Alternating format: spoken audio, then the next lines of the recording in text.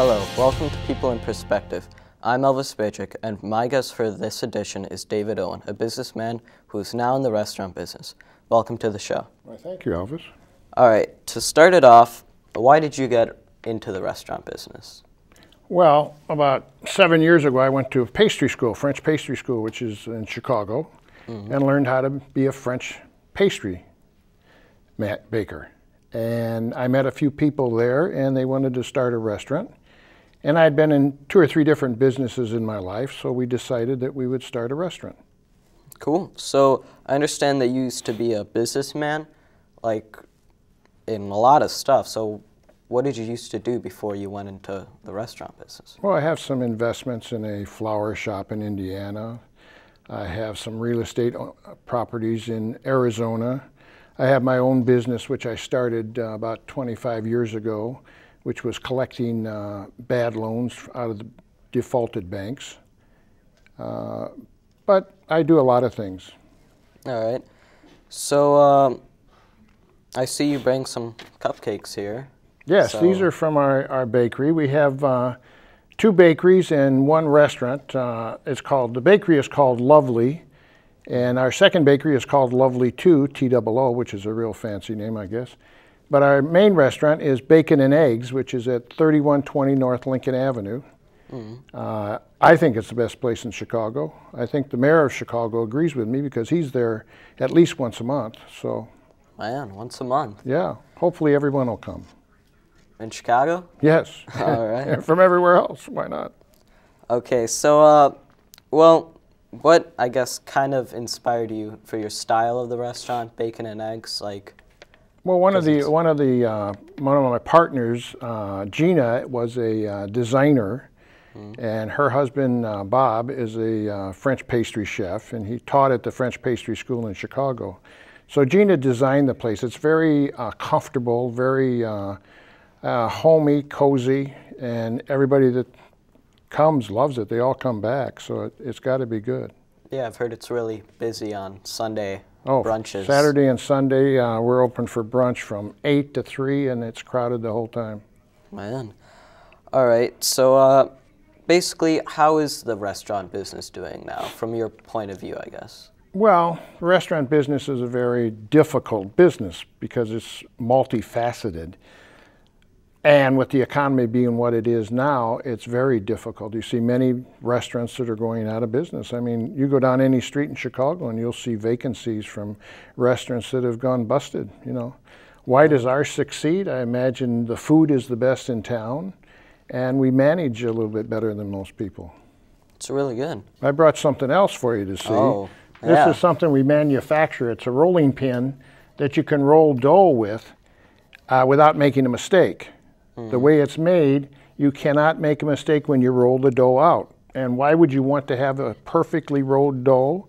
Well, if you put a top on a pie and one side is thick and the other side is thin, when you bake it, one side's going to burn, the other side's not going to cook very well at all. So this is the reason for this. This is called the perfect pin, and hopefully within the next 30 days it'll be up on the internet in a half a dozen catalogs. So anyone that's interested could call Lovely, a bake shop, and they'll get one out to you.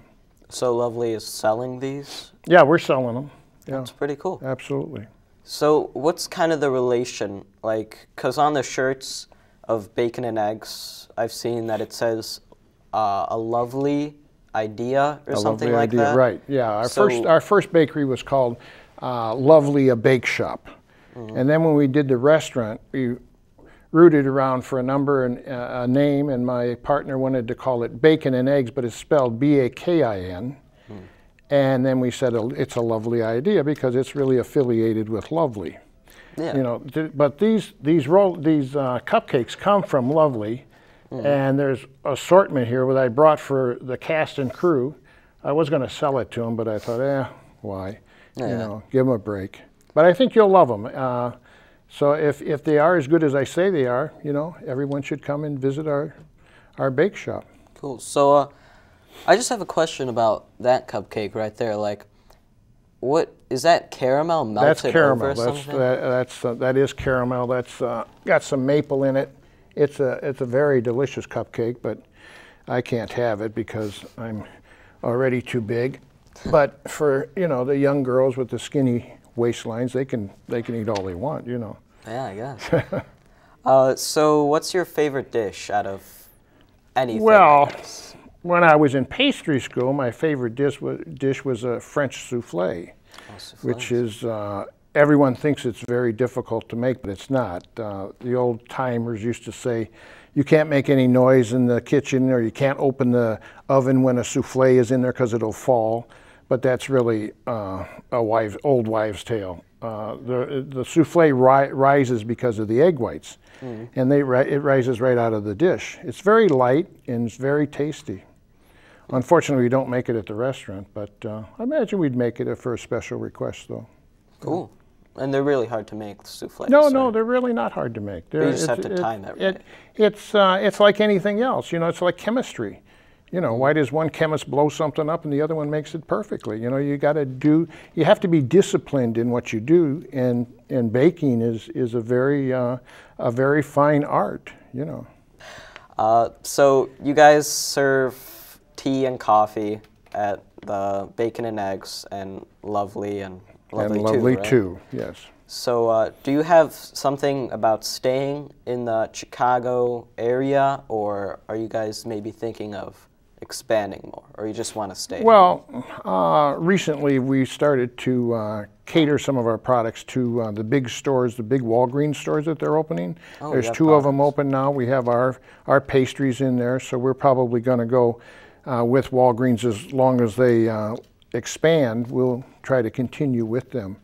But it's pretty difficult to go outside of your own area unless you have some big Fortune 500 company that wants to support you, because, you know, if you start a restaurant in today's market, it's going to cost you at least $500,000. Is that what it costs to you? Oh, it costs much more than that. But I mean minimally, you know, you can do restaurants that cost $5 million. You know, it takes you forever to get that money back. So a national chain has to have a deep pockets, as they say, so that you can spend the money and earn the money back on the long term, not on the short term. All right. So thank you for joining me in People and Perspectives. And yeah, I'm Elvis Begic, and thanks for watching.